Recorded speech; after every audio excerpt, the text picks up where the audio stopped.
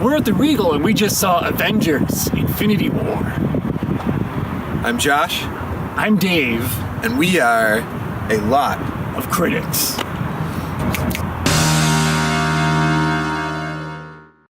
What did you think of Infinity War? Did you like it? Yeah, I liked it a lot. I thought it was epic. It was everything that it's been built up to be. The movie that we've been waiting, 10 years for, from Iron Man to Avengers to Ultron to the Captain America movies, Civil War. This is it. This is the peak. Where do we go from here is what we're left with. It's an interesting movie because it really, really depends on how much you like Marvel movies. I would say this movie encompassed everything you've seen so far, and it took it to a higher scale. No spoiler here, but you're left wanting, and I won't go any further, but you're left wanting something more at the end of this. It clearly leaves you at a point where you're like, okay, this is a chapter. This is a middle chapter of a larger story. There are fans that will be completely satisfied because if you love the comics, you love everything like that, this satisfies from that regard. But from a cinematic standpoint, from movie fans in general, you may feel fairly empty as you walk out of this. I think we got our first photo. So, is this what you expected when you went in? I would say close to it. This movie was everything I expected out of a Avengers movie that's trying to upscale itself from previous movies. This is epic. This is grand scale. It meets the expectations of people looking for the big blockbuster Avenger movie that we've been waiting 10 some odd years for. Very, very dark visuals to match the dark tone.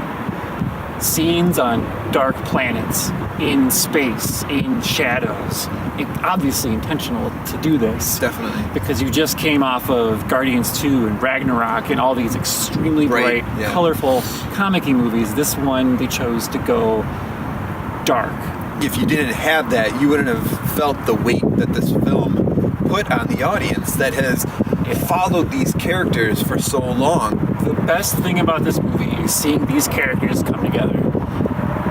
It was so cool to see this character meeting that character, and it felt like can they do this? Because they're just from separate places, and they're meeting and hanging out and talking, and it felt like fan fiction, or like something that you'd like talk about in the lunchroom and be like, oh, what if this? You get your these guys can meet, and they but then it happened. You're like, oh, this is really happening, and they did it in a way that didn't feel like pointless fan service. No, it wasn't like what you expected, where here's the character who you think would fit good with this character. They mixed it up, and the pairings that they did were surprising but worked really well. Definitely. And that I think is going to be the biggest draw for this movie. Yeah, and like I said, it takes you back to the first Avengers when they're all getting together for the first time, and they're all meshing on the streets of New York fighting the Chitauri. It's like that kind of blend, only on a bigger scale because we have new characters, many new characters that have been introduced since then. Yep. They definitely took some liberties and did what they needed to do to make it fit with the Marvel Universe. But there's so much in this that is from the comics, and it felt like the comics I used to read in the 90s. It really, really reminded me of those event crossovers. Everybody's seeing this already, so I just want to say, go out and see it if you haven't, because whether you like the Avengers or not, this is just an epic movie. One of the comparisons I like to go to is Lord of the Rings with this, because it's so large, it's huge, and it's a part of something bigger. So whether you saw, the first one or not, go see it. See this thing as it comes together, because the next one's probably going to be even bigger. I mean, this is probably your Two Towers, your Empire Strikes Back, your peak that has epic turning points that set the stage for so much more.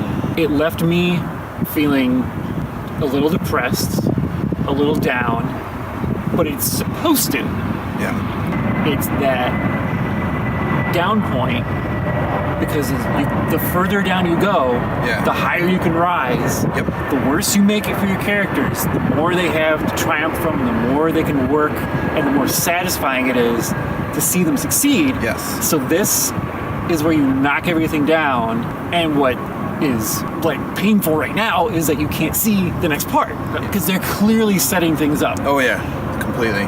but don't really know what. It's not Yeah. predictable. It isn't. The after credit scene, you know, as Marvel usually does, this one took me by surprise, took you by surprise, Yeah. because you think it's going one way and it goes another, and it's like, all right, let's get ready for this chapter now.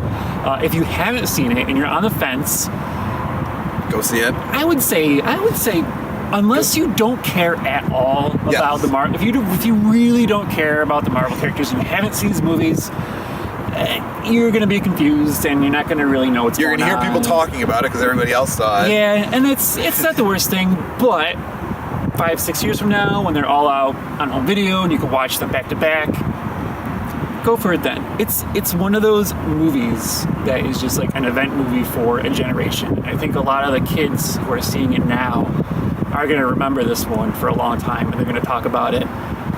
Thanks for watching, and until next time on A Lot of Critics. We really got to come up with a sign off. But should we? I do like the walk towards the camera though. Yeah. Thank you very much for watching. And we'll see you next time on A Lot of Critics.